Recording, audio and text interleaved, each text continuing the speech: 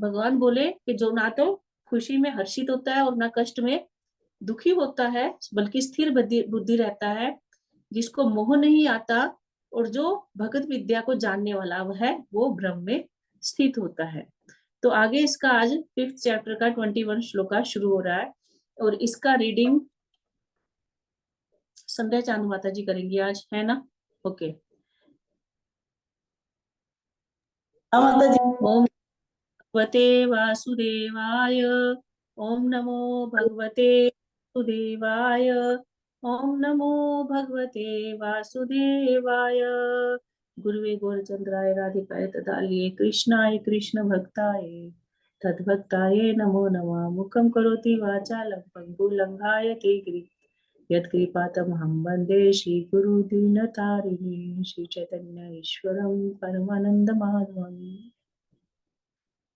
हरे कृष्णा। बाह्य स्पर्शेष्वसक्तात्मा, बाह्य स्पर्शे स्वसक्तात्मा विन्दत्यात्मनि यत् सुखम्, विन्दत्यात्मनि यत् सुखम्, स ब्रह्मयोगयुक्तात्मा, सो ब्रह्मयोगयुक्तात्मा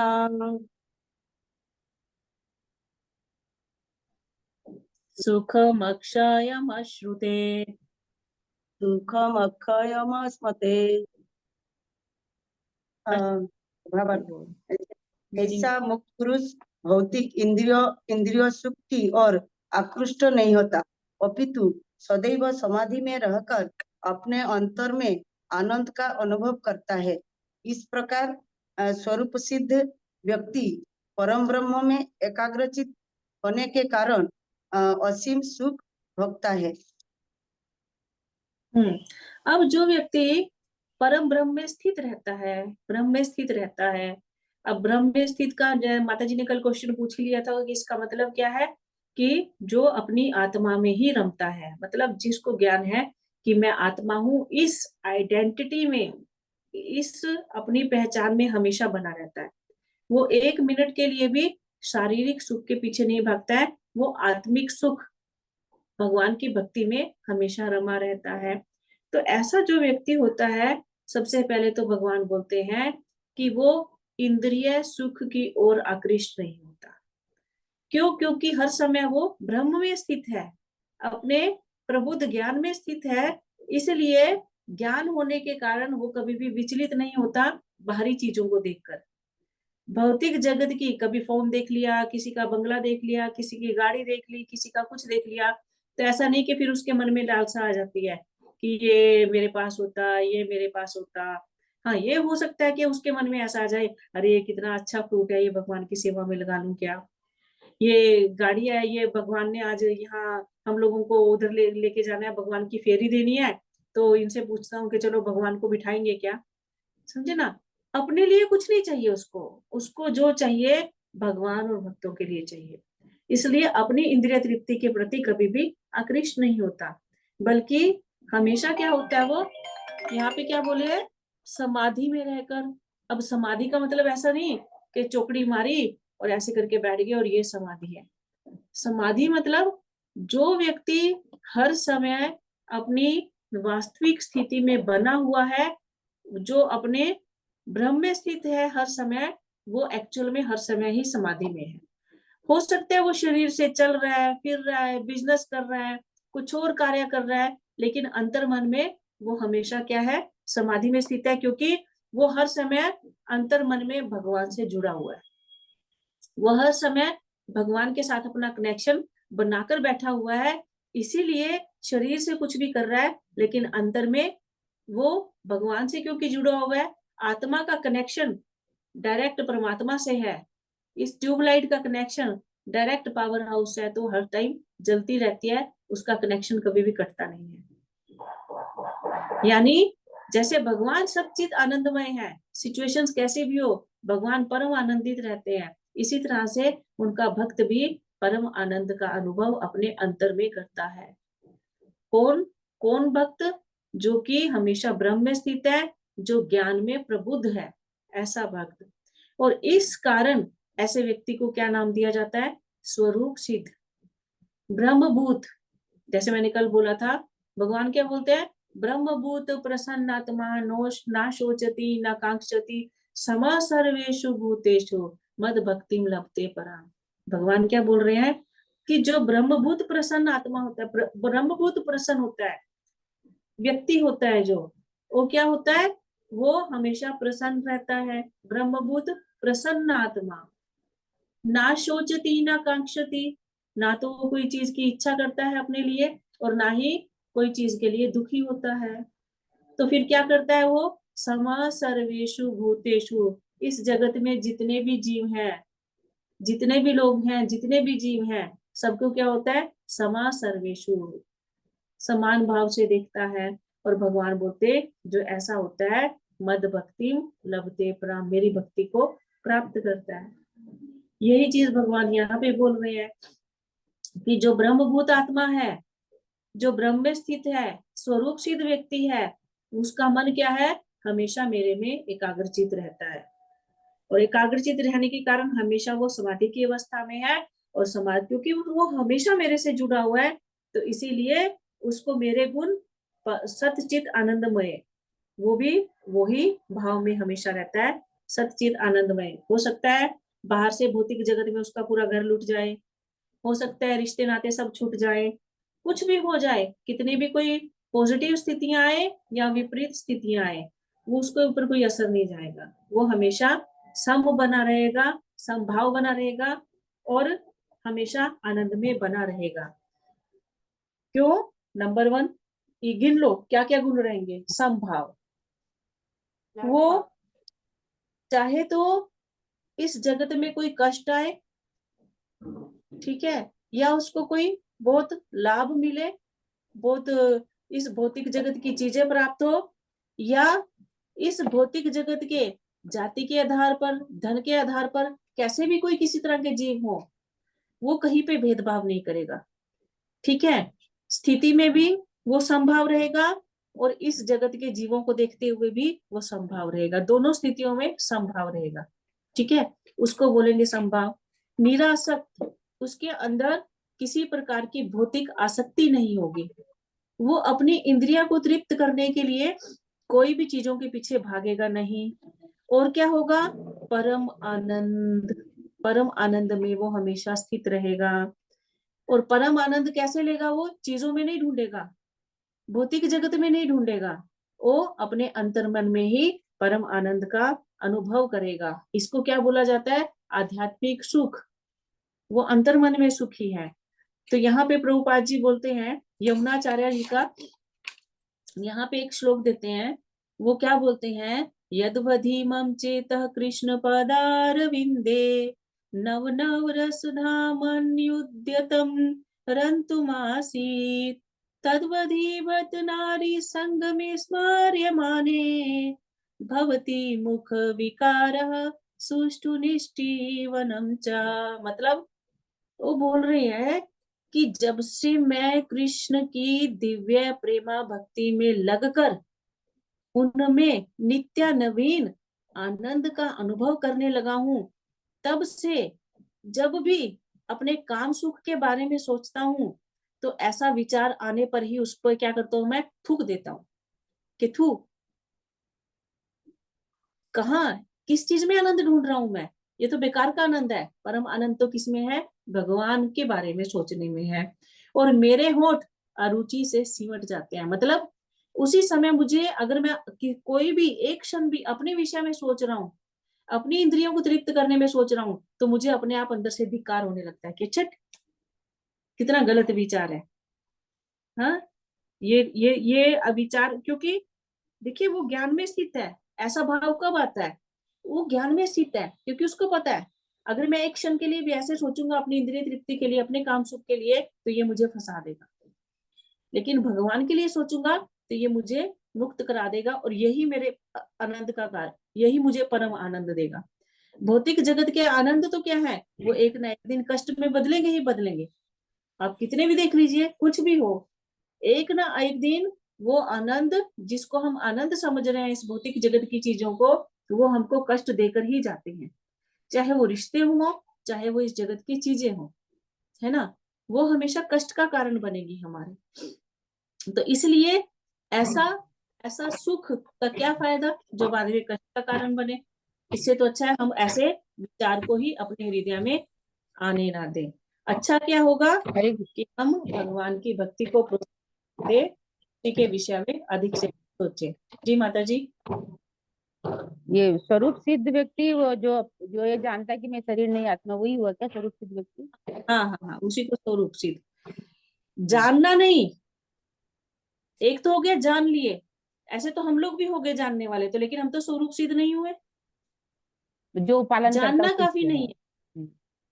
हाँ, जो उस जो हर समय उसको उस स्थिति में है, जो उस स्थिति में है। स्थिति में हर समय है, तो स्वरूप व्यक्ति है। ठीक है ना। हाँ, तो प्रभुपाद जी आगे बोलते हैं कि भौतिकतावादी लोग तो इस प्रोत्साहन के बिना कोई काम ही नहीं करते कि हमको कुछ मिलेगा कि नहीं इसके बदले में। आप देख लीजिए, आप किसी व्यक्ति को बुलाइए, कुछ कहिए, वो क्या बोलेगा, क्या मिलेगा मुझे इसके बदले में। इवन आप भक्ति की क्लासेस में भी बुलाएंगे तो क्या बोलेंगे, अच्छा क्या करते हैं, है ना। तो अगर उनके मन का होगा तब तो वो बैठ जाएंगे, नहीं तो क्या बोलेंगे, हट फालतू का टाइम वेस्ट, है कि नहीं। उनके लिए क्या है, वो टाइम वेस्ट है।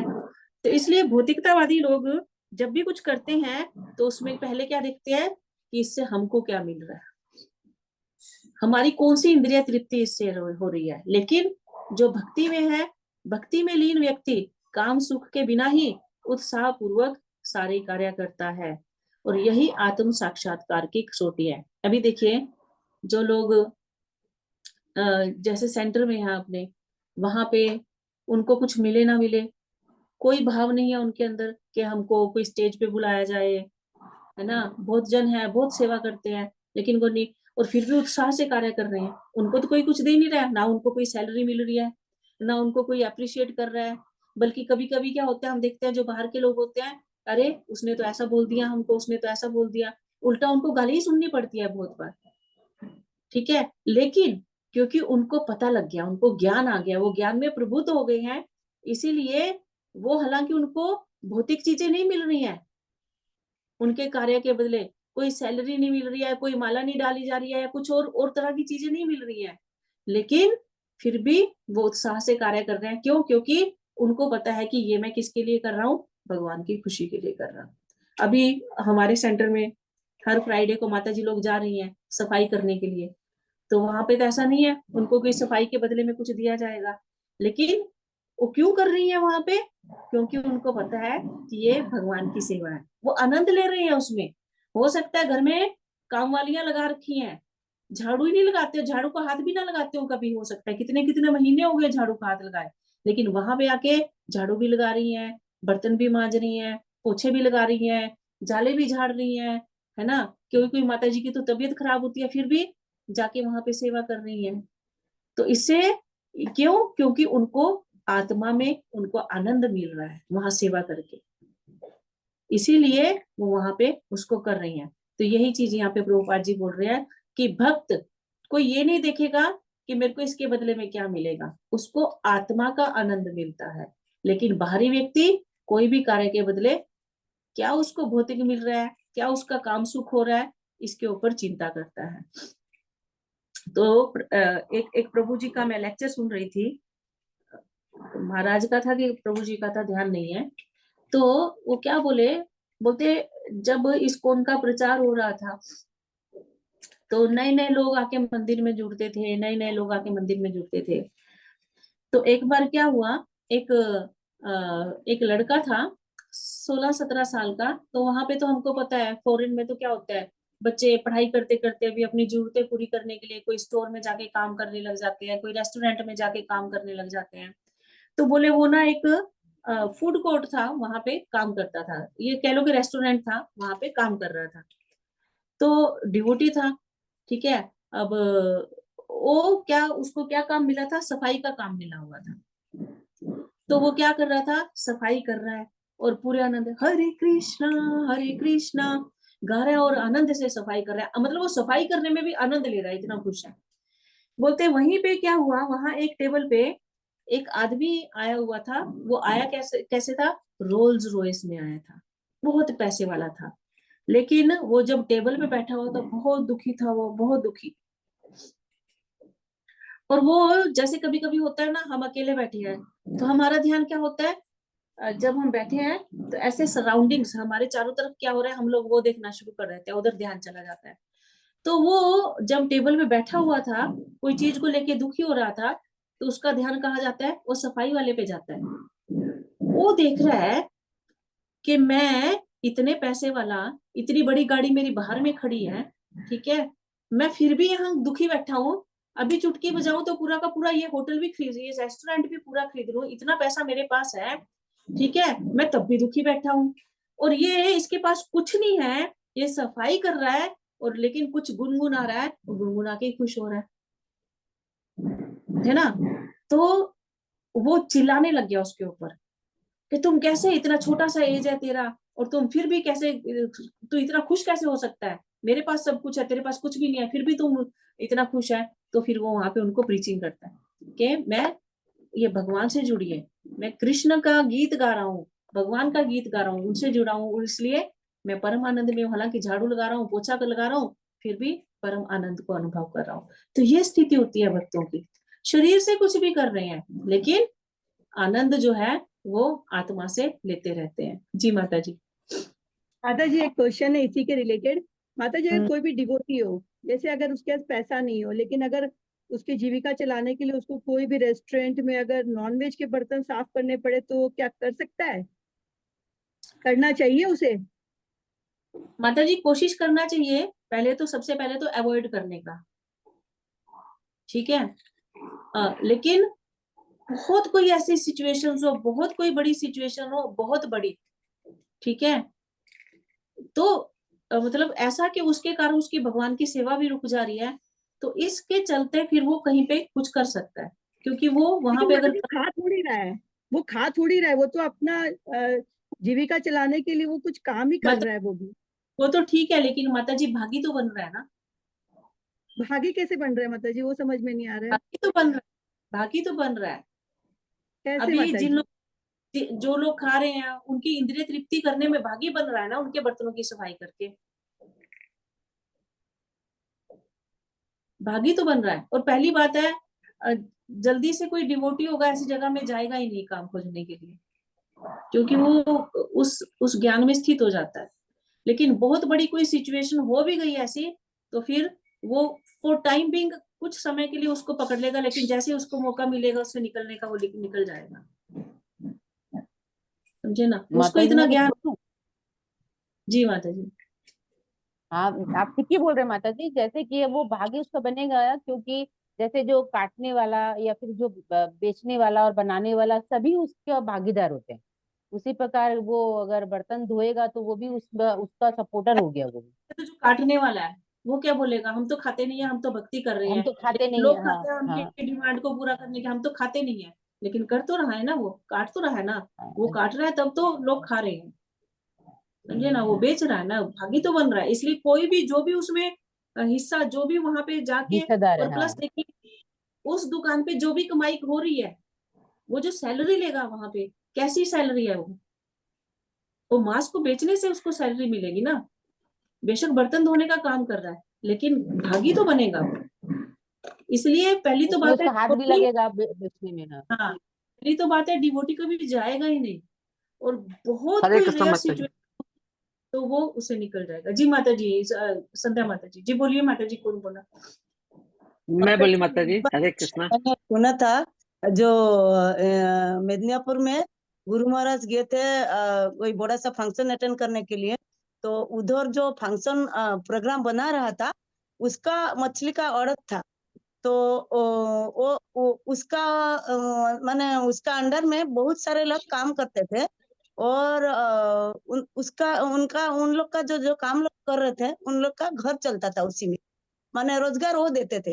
तो लेकिन यही प्रश्न बना था जे जो ये काम जो डिवोटी है उनको छोड़ना चाहिए, किंतु वो अगर छोड़ देंगे तो उनका इतना लोग का भरण पोषण बंद हो जाएगा, तो क्या करना चाहिए। तो मैंने इसे सुना था, ठीक से पता नहीं हमको। जो ये बोला गया कि जो जितना उनका मुनाफा हो रहा है, उससे ज्यादा तो उनको कृष्ण भवनामृत में डोनेशन करना है, क्या खर्चा करना है कि भगवान की सेवा में लगाना है, ऐसे मैंने सुना था। लेकिन लास्ट में क्या हुआ पता नहीं हमको ये बारे में। जैसे उनका अंडर में बहुत सारे रोजगार माने बहुत सारे फैमिली चल रहा था ना, इसीलिए वो बंद कर नहीं पाए थे, तुरंत जो बंद भी नहीं हो कर पाए थे। काम तो देखिए, जो भी हो, अगर जैसे एक बुच्चड़ खाना खोल देते हैं आजकल गाय को काटने का, अब आप हाँ बोले कि इससे तो लोगों को रोजगार मिल रहा है इसलिए चलते रहना चाहिए, ये तो गलत है ना। सीधी सी बात है, गलत है। चाहे किसी भी वजह से, माता चाहे जी किसी जो अल्कोहल का बिजनेस करते हैं, हाँ माता जी जो अल्कोहल का बिजनेस करते हैं, जो इतने लाउंज चलते हैं, जो इतने रेस्टोरेंट चलते हैं जिसमें अल्कोहल सब मिलता है, तो वो लोग को फायदा भी होता है, और तो उन लोग को भी पाप लगता है। मतलब अल्कोहल पीते नहीं है पर बिल्कुल बेचते हैं। बिल्कुल माता जी, भागी तो है ना, भागी तो बन रहे हैं ना, उस चीज में भागी तो बन रहे हैं, इसलिए अपराध तो लगता है। जी माता माता जी जी, बोलिए। ऐसे लोग अगर डोनेशन देते हैं इस्कॉन में तो क्या वो लेना चाहिए फिर? हाँ, लेना चाहिए, क्योंकि इससे वो भगवान की सेवा में लगेगा ना, तो इससे धन की शुद्धता होगी, उस धन, वो धन शुद्ध फिर होगा। फिर वो कमाई कर सकते हैं, फिर इसका मतलब है फिर वो कमाई कर सकते हैं क्या उससे? कमाई नहीं करनी चाहिए, कमाई तो करनी नहीं चाहिए। तो देखिए इस्कॉन भी तो फिर उसको ले रहा है ना, उस पैसा को तो ले रहा है, उस कमाई के पैसे को तो। जी, आप एक चीज समझिए, अब लोग तो जैसे भक्त नहीं है, ठीक है, वो इस काम में लगा हुआ है, हाँ, वो मानेगा नहीं, बोलोगे उसको कि भाई तू हट जा, ये काम मत कर, वो नहीं करेगा। लेकिन जिस दिन वो ज्ञान में प्रबुद्ध हो गया, उस दिन वो खुद से ही छोड़ देगा। लेकिन शायद वो जब पैसा तक नहीं, लगाने के बाद उसको थोड़ा ज्ञान आ जाएगा माता जी बाद में। ये है कि उसकी सुकृति इकट्ठी हो जाएगी उससे। हाँ हाँ हाँ अब हाँ भक्ति हाँ। के गाएगा तो उसकी सुकृति इकट्ठी होगी, कहीं ना कहीं इस जन्म में या अगले जन्म में कहीं, तो फिर वो भक्ति में जा पाएगा उसके कारण। बात ये है ना, इसलिए इसलिए लेना ठीक है। हाँ धन ठीक है। वैसे अगर हम अपने लिए लगाएंगे तो हमारे लिए ठीक नहीं है, लेकिन भगवान की सेवा में लगाने के लिए कम से कम उस धन के कारण उसकी एक सुकृति इकट्ठी हो जाएगी। और कभी ना कभी उसको ज्ञान हो सकता है इस सुकृति के वजह से। हाँ, कभी कभी हो सकता है, बात ये है। नहीं तो देखिए, काम गलत है तो गलत है, वो कितना भी कोई कुछ उसको ढकने की कोशिश करे, जो चीज गलत है तो गलत है ना। जी सुनीता माता जी, माता सुनी। जी एक हरे माता कृष्णा जी माता जी। माता जी एक मेरा भाई है, रानीगंज में रहता है। तो वो लोग का लहसुन और लहसुन बोल रहे हैं, आलू और प्याज का वो लोग का आढ़त है माता जी। और वो लड़का मेरा भाई जो है वो 30-35 साल का होगा, और अभी सोच रहा है कि हम मतलब दीक्षा ले। तो उनके जो शिक्षा गुरु है वो बोल रहे हैं नहीं, आपको दीक्षा नहीं मिल सकती है, क्योंकि आप प्याज का काम करते हो, आप प्याज माने ये सप्लाई करते हो, तो उनको दीक्षा नहीं मिल रही है माता जी। और वो माता जी काम छोड़ नहीं पा रहा है, क्योंकि उसके फादर उसमें इन्वॉल्व है, सब कोई परिवार इन्वॉल्व है उसमें, तो वो छोड़ भी नहीं पा रहा है और दीक्षा भी नहीं मिल रहा है उसको। माता जी, प्याज बेचना कोई इतना बड़ा बात नहीं है वैसे तो, देखिए, ठीक है ना, लेकिन गुरु के ऊपर है, उसको गुरु से बात करनी चाहिए। मीडियोकर हो सकता है, कोई हाँ बोलेगा कोई ना बोलेगा, सीधे सीधे गुरु से बात करनी चाहिए। गुरु कृपा कर सकते हैं, क्योंकि यहाँ पे किसी की हत्या नहीं हो रही है, समझे ना, जी यहाँ पे माता किसी जी, की हाँ। हत्या नहीं हो रही है। और जिस जिसको ज्ञान आता जाएगा वो प्याज लहसुन अपने आप ही छोड़ देगा, मैं यहाँ पे छोड़। हरे ठीक है कृष्णा ना। माता जी। ऐसी पर वो सिचुएशन में खाता गुरु से नहीं है बात, माता जी, पर उसका बिजनेस है। गुरु, आवाज कम कर। माता जी खाता नहीं है, वो तो पूरा डिवोटी है, खाता नहीं है, पर हाँ बिजनेस लाइन में है, business करता है माता जी। हाँ, लेकिन वो गुरु से बात कर सकता है, जो दिन से दीक्षा लेना है अच्छा, ना, उनसे बात हाँ, कर सकता है वो। ओके माता जी, ठीक है माता जी। माता जी हरे लेकिन कृष्णा माता जी। आजमगीर का वो तो पाप नहीं हो रहा है, वो तामसी भोजन में आ रहा है। हरे कृष्णा तामसिक माता भोजन जी। में आ रहा है उसमें, हाँ। जी माता जी बोलिए ना प्लीज जल्दी। हाँ, मैं बाद में बोलूं फिर, रहने दे वो भी। नहीं, अगर टॉपिक से रिलेटेड है तो बोल सकते हैं। हाँ, टॉपिक ये छोटा सा है। जो मैं ये पूछ रही हूँ, जैसे डेली यूज में घर में जैसे बच्चे लोग प्याज खाते हैं, तो मैं तो पूरे वो हूँ, लेकिन क्या है कि मैं काटती भी नहीं हूँ, तो कभी कभी ऐसा हो जाता है तो बच्चे थोड़ा नाराज हो जाते हैं, तो काटने में हर्ज है ना। देखिए, डिवोटी को ये सब चीजों में इन्वॉल्व नहीं होना चाहिए, हाँ, लेकिन मैं कोई काटती नहीं हूँ। सिचुएशन ऐसी ऐसी है तो भगवान से आज्ञा लेके कि भगवान ये मुझे करना पड़ रहा है मजबूरी में, लेकिन कोशिश कीजिए अवॉइड करने का। नहीं, अवॉइड ही करती हूँ मैं तो, ठीक है, करना चाहिए, हाँ, ठीक, अवॉइड हाँ, करना। अवॉइड ही करती हूँ। ठीक है, हरे कृष्ण माता ओके। जी, हाँ। माता जी, अगला अगला माता जी, मतलब ये हुआ कि जो भी बुरे तरीके से धन जो कमाया जाता है, वो मतलब अपने लिए नहीं, मतलब उससे जीवन नहीं चलाना चाहिए अपना, लेकिन भगवान की सेवा में वो अपने लगा सकते हैं। हाँ, भगवान के लिए वो धन यूज हो सकता है भगवान के लिए यूज हो सकता है।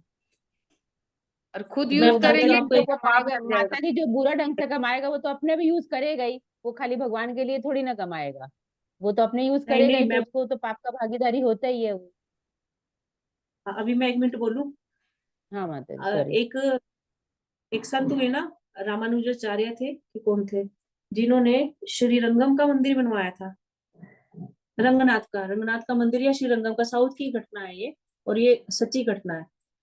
तो उन्होंने क्या किया, उन्होंने ना बहुत सारे डाकू इकट्ठे किए मंदिर बनाने के लिए, और उनको बोला तुम धन इकट्ठा करके लाओ, लेकिन उनको इंस्ट्रक्शन दी कि तुम मारोगे नहीं किसी को, लेकिन लोगों को लूटोगे, धनी लोगों को लूटोगे, जो धन वाले होते हैं। तो उस टाइम पे क्या होता था, लोग है ना, धनी लोग वो वैसे जंगलों से आते जाते थे, तो वो क्या करते थे, लोगों को लूटते थे। उन्होंने बहुत सारा एक पूरा गैंग इकट्ठा कर दिया, और उसको उससे क्या किया, मंदिर बना दिया। ठीक है, बहुत बड़ा मंदिर, बहुत पैसा इकट्ठा हो गया। तो जब पैसा इकट्ठा हो गया, उन डाकुओं को तो ये था कि हम लोगों को हिस्सा मिलेगा बाद में। ठीक है, उनको तो नहीं पता था कि ये मंदिर बनाने लग जाएंगे। तो जब पैसा इकट्ठा हो गया, तो उन्होंने उनको एक एक एक आइलैंड पे जाने बोला। ठीक है, और आइलैंड पे जाने के बाद उनको इकट्ठा भेज दिया वहां पे, और क्या तो किया, जिससे वो सारे मर गए, सारे मर गए, समझ रहे ना। और लेकिन उन्होंने एक पेनी भी, मतलब एक सिंगल पेनी भी उन्होंने उसमें से अपने लिए खर्च नहीं की।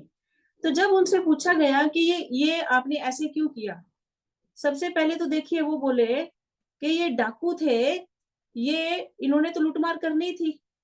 ठीक है, पहले वो डाकुओं के लिए बोलते हैं कि अगर मैं नहीं इनको पकड़ता, तो ये लूट मार करके क्या करते, अपने अपने इंद्रियों की तृप्ति करते, और मैंने क्या किया, इनके द्वारा की गई लूटमार से मंदिर बनवाया। ठीक है, और जिन लोगों को इन्होंने लूटा, तो मैंने इंस्ट्रक्शन पहले ही दे रखी थी कि जो बहुत ज्यादा वैसे लोग हैं उन्हीं को लूटा गया, बहुत पैसे जिनको कोई लूट से उतना कोई फर्क पड़ने वाला नहीं था। ठीक है, और नंबर 3, जब उनको मरवाया गया है, जो भी था, जो हुआ था वहां पे घटना, तो बोले अभी देखिए इनकी कमाई को मैंने क्या किया, भगवान की सेवा में यूज कर दिया। तो अब इन्होंने वो डाका जो किया, वो किस लिए हो गया, भगवान की सेवा के लिए हो गया, इसलिए अब इनको उसका पाप नहीं लगेगा। और अब क्योंकि ये लोग जो थे, भगवान की सेवा की चीजों को खुद के लिए यूज करना चाह रहे थे, लड़ाई झगड़ा कर रहे थे, तो इसलिए अब इनका खत्म होना सही रहेगा। तो अब क्योंकि इन्होंने इतना बड़ा काम कर दिया भगवान के लिए, मतलब ऐसे करके कुछ था, आगे मैं एंड वाला भूल रही हूँ या माइंड से स्किप हो रहा है। तो वो बोले कि अब ये सीधे भगवान के धाम में जाएंगे, अब ये सीधे भगवान के धाम में जाएंगे। कुछ तो था कि किस तरह करके उनका वो किया था, कि जिसके कारण वो भगवान की सेवा करते ही मरे थे, मरे भी जो थे तो भगवान की सेवा करते ही मरे थे। तो इस तरह करके कभी कभी इस तरह के कामों से भगवान की सेवा भी हो सकती है, समझ रहे हो ना। लेकिन इसमें एक बात रहेगी कि अपनी इंद्रिय तृप्ति नहीं होनी है, बिल्कुल भी अपनी इंद्रिय तृप्ति नहीं होनी चाहिए। फिर वही जैसे हनुमान जी ने लंका जलाई, तो इसका मतलब ये नहीं उन्होंने अपनी कोई इंद्रिय तृप्ति की, उन्होंने भगवान की खुशी के लिए लगाई। अर्जुन ने करोड़ों लोगों को महाभारत के युद्ध में मारा, है ना, लेकिन किसके लिए मारा, कृष्ण की इच्छा पूरी करने के लिए उन्होंने मारा, इसलिए उनको भी कोई कष्ट नहीं, उनको उसका पाप नहीं भोगना पड़ा। ठीक है। हम्म। माता जी सॉरी, लेकिन मेरे को थोड़ा सा एग्री नहीं हो रहा है इस पॉइंट पे कि अगर कोई गलत काम करके पैसा कमा रहा है और वो भगवान के इसमें लगा रहा है, अपनी इंद्रिय तृप्ति के लिए नहीं लगा रहा है, तो उसको भगवान धाम भगवत धाम मिलेगा, नहीं समझ में आ रहा है। क्योंकि माता जी एग्जाम्पल अगर मैं दूं एक तो, कि अगर मैं एक एक काम कर रही हूँ बहुत सही से, और एक काम कर रही हूँ गलत काम से, मैं अगर वो अगर मैं मतलब क्या बोलते गुल्लक बनाई हूँ और मैं गलत काम के पैसे सारे गुल्लक में डाल के भगवान के मंदिर में दे रही हूँ, तो क्या मुझे उसका कर्म फल नहीं लगेगा? मैं अपने लिए एक पैसा नहीं यूज कर रही हूँ इस गलत काम से। उसका कर्म फल तो लगेगा, लेकिन आपकी एक सुकृति भी इकट्ठी हो रही है ना साथ में। लेकिन माता जी से भगवत धाम थोड़ी मिल जाएगा। माता जी मेरी बात सुनिए, अगर आप उसको मंदिर में नहीं देते, मंदिर में नहीं देते तो अपने ऊपर खर्च करते, ठीक है, उस खर्च की तो आपको सुकृति तो किसी हाल में नहीं मिलने वाली थी। कम से कम नहीं, आपने खर्च अगर नहीं वो किया, देखिए ये इंटेंशनली नहीं करना है, इंटेंशनली नहीं करना है कि हम गलत काम अच्छा। करेंगे तो, समझे ना। अब ये तो क्रिश्चियंस के जैसे हो गया, पूरा हफ्ता हमने पाप कमाया, हफ्ते के एंड में हर संडे गए चर्च में, वहां पे जाके कन्फेशन कर दिया फादर के सामने, चलो मुक्ति हो गई, और फिर जाके नए वीक में फिर से पाप करने लगे। ऐसा नहीं, जब भक्ति करेंगे ना तो उनका उनका जो मैं बता रही हूँ जिनका वृतांत आप पढ़ना कि कैसे बना था, कौन सा रंगनाथ मंदिर है कि श्रीरंग मंदिर है, ऐसे कोई सा तो था वो, ठीक है। तो उसकी गूगल में जाके स्टोरी पढ़िएगा, वहां पे आपको पूरा मिल जाएगा, या अगर मेरे को मिली तो मैं आपको लोगों को भेज भी दूंगी, ठीक है। क्योंकि वो एक साधु थे, उन्होंने बल्कि क्या किया, उन डाकुओं को भगवान की सेवा में लगा दिया, उन डाकुओं को भगवान की सेवा में लगा दिया। अगर वो ना लगाते, वो तो उनका तो पतन होना ही था, वो तो लेकिन गलत माता जी रहे थे। इकट्ठा भी तो उन्होंने ही किया था डाकुओं को। हाँ, इकट्ठा इकट्ठा किया ना, लेकिन उनको भगवान की सेवा में लगा दिया ना, उनको भगवान की सेवा में लगा दिया। हाँ। नहीं तो वो वो क्या इकट्ठा करते, वो इकट्ठा इसलिए लूट किया मार। ताकि उनका उद्धार हो जाए। हाँ, लूट मार तो वो तब भी कर रहे थे, तब भी कर रहे थे, हम्म। समझे ना। बल्कि उन्होंने अब इनको बांध दिया, इनको लिमिटेशंस दे दी कि तुमको लूट हाँ। मारना नहीं है, किसी स्त्री के साथ गलत नहीं करना है, तुमको लूट भी उनकी करनी है जिनके जो बड़े बहुत बड़े व्यापारी होंगे, सिर्फ उनकी लूट करनी है, समझे ना। इन्होंने किसी का गलत नहीं करवाया वैसे। हाँ ठीक है, जिनके पास ओवर पैसा है, जो वैसे ही लोगों को लूट लूट के पैसा इकट्ठा कर रहे हैं, जैसे भी कर रहे हैं पैसा इकट्ठा, जिनको कोई फर्क ही नहीं आने वाला, वो पैसा अगर चला भी गया लूट भी गया तो क्या हुआ, उनके पैसे से भी बल्कि मंदिर बन गया, अच्छा है ना। ऐसे तो लोग अपनी इच्छा से नहीं निकालते हैं, लोगों की तिजोरियां भरी रहती हैं अंदर में, लेकिन देने के टाइम पे भगवान के नाम पे 100 रुपया देने में भी हिचकिचाते, समझे ना। तो ऐसे लोगों का जबरदस्ती निकाल लो, फिर वो अच्छा ही है कि नहीं। समझ में आ तो गया ऐसे, माता जी। और मैं ऐसे लोगों का ऐसे लोगों का पैसा अगर वो भगवान की सेवा में नहीं निकलने पाएंगे, देखिए धन की शुद्धि तो होगी, वो अपने, आप ये इस चीज को जान लीजिए कि आप जो कमाते हैं ना, आपके धन की शुद्धि होगी। अगर आप सही जगह नहीं लगाएंगे तो वो गलत जगह होके निकलेगा, कोई हाँ। बीमारियों में निकलेगा, कोई एक्सीडेंट में हम्म। निकलेगा, कहीं कहीं गलत जगह निकलेगा ही निकले, पैसा गलत निकलेगा ही। अगर उस गलत पैसे को देखिए, चाहे हम ईमानदारी से भी पैसा कमा रहे हैं, जितना भी कर रहे हैं कोशिश, लेकिन फिर भी कहीं ना कहीं बीच में कुछ अशुद्ध धन आता ही आता है। तो उस अशुद्ध धन को शुद्ध करने का सबसे बड़ा तरीका क्या है कि कुछ ना कुछ सही जगह पे देश काल और पात्र देखकर दान दिया जाए। दान करने से धन की शुद्धि होती है ना। तो अगर हम अपने आप से शुद्धि नहीं करेंगे तो नेचर करवाएगी शुद्धि, जी माता होगी जी। होगी जरूर। तो इसलिए अच्छा है कि हम जितना हो सके भगवान की सेवा में उसको लगाते रहें और धन को शुद्ध करते रहें, ठीक है। खैर आगे बढ़ते हैं अगले श्लोक में।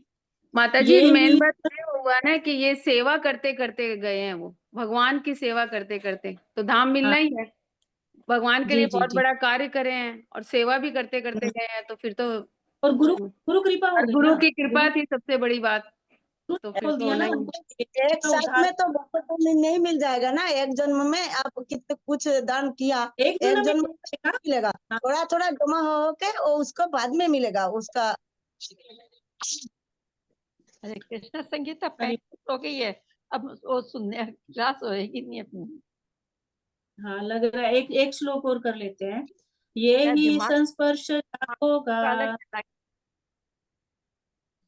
ये ही संस्पर्श जब होगा, दुख योनाय एव ते, दुख जनाय बते, आद्यन्तवन्तः कौन्तेय, आद्यन्तवन्त कौन्तेय, न नातेषु रमते बुधा। न ते सुरमते बुधम्।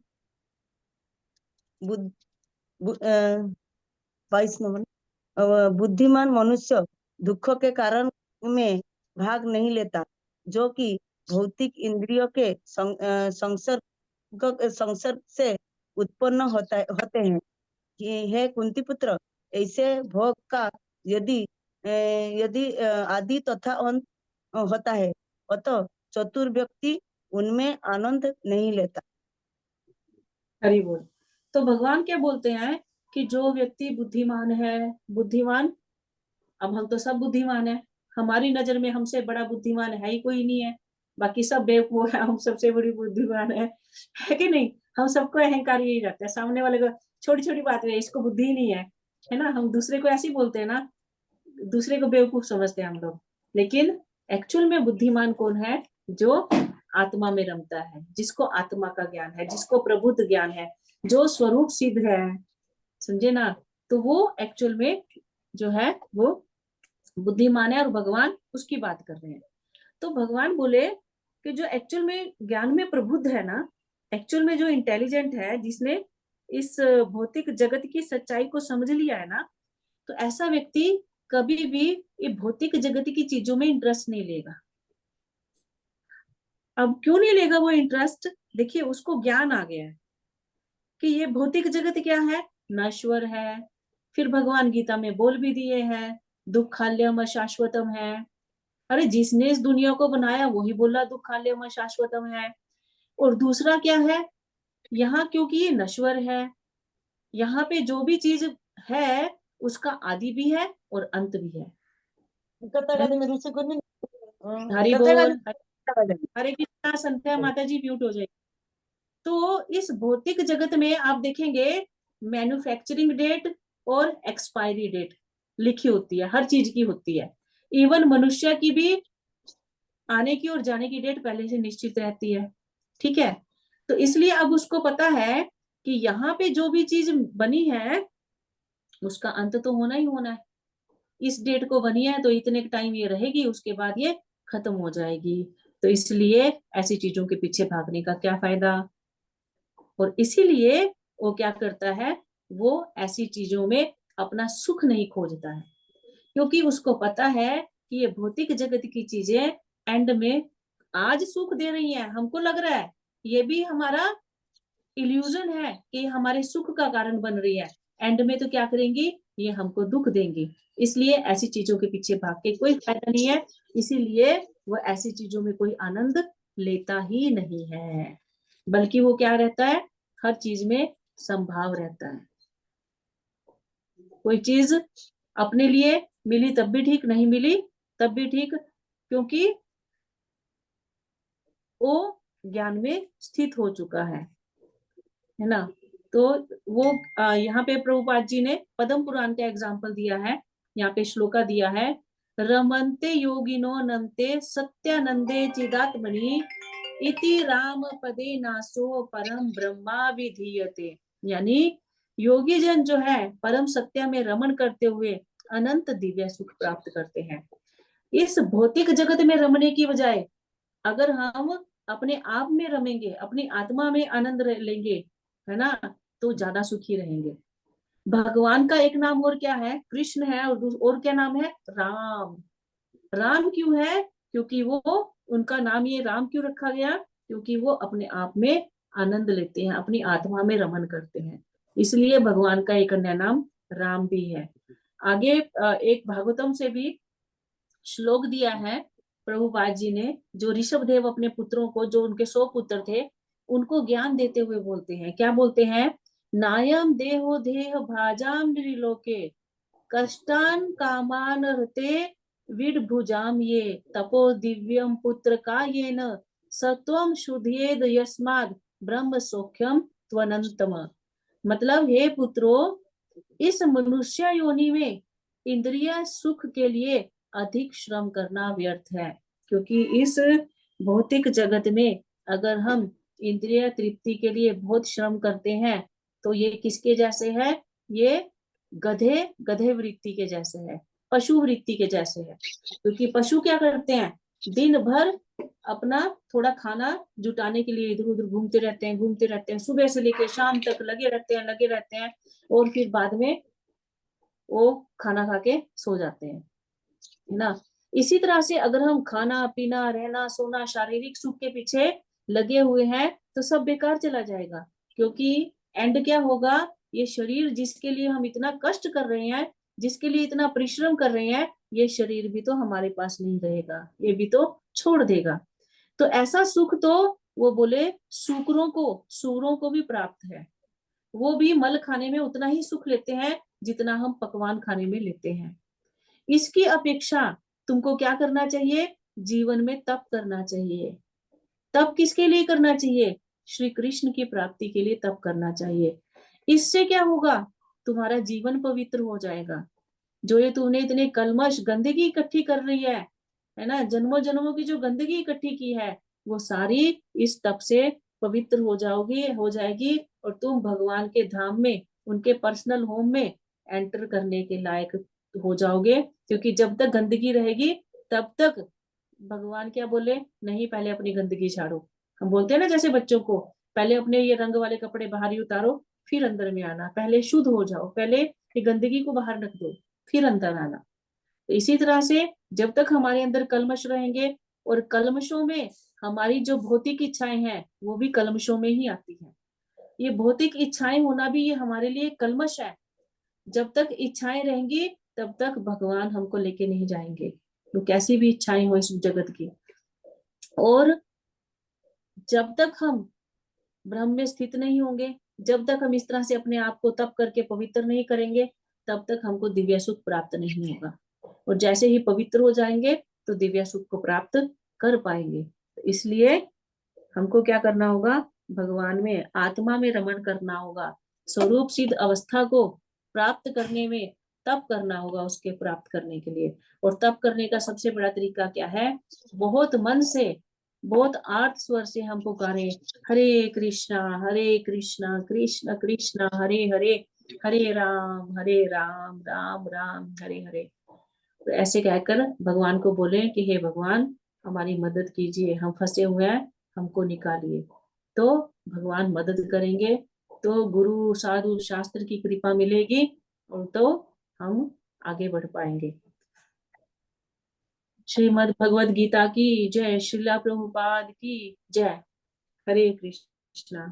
किसी का कोई क्वेश्चन या कोई बोलना चाहते हो आप बोलिए प्लीज। आज पहले ही वैसे तो बहुत बोलना हो चुका है। माताजी कल की क्लास ऑफलाइन रखेंगे क्या?